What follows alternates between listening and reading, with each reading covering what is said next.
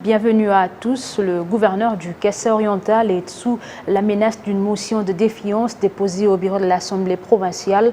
Dans cette motion initiée par quelques élus, plusieurs griefs sont retenus contre sa personne, notamment le non-respect du principe de séparation de pouvoir.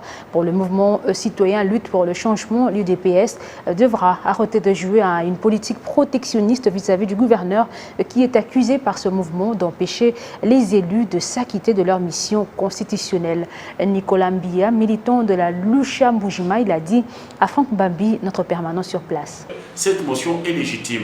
Si la partie indexée estime que la motion ne répond pas aux normes de la loi, je pense qu'il est de leur plein droit de saisir les instances et non se faire justice et non fomenter des groupes de tension ou des groupes de jeunes les manipuler pour qu'ils puissent s'en prendre à l'intégrité des élus. C'est totalement inadmissible. La motion est là, elle doit être traitée. Si elle ne répond pas à la loi, il ne revient qu'à l'Assemblée elle seule de penser qu'elle n'est pas au-dessus de la loi. Ces actes doivent être conformes à la loi.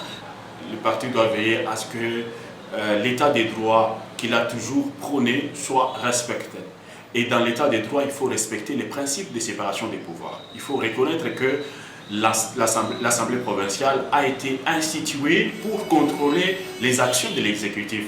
Donc si cette Assemblée fait ce travail et que l'exécutif n'a rien à se reprocher, je ne vois pas pourquoi ça devrait créer des isanies. Donc je pense que l'UDPS, à ce stade, doit éviter la politique protectionniste vis-à-vis du gouverneur. L'UDPS doit laisser l'Assemblée faire son travail parce que tout revient à son avantage. Si aujourd'hui on laisse la mauvaise gestion perdurer, c'est son action qui sera mal cotée à la fin.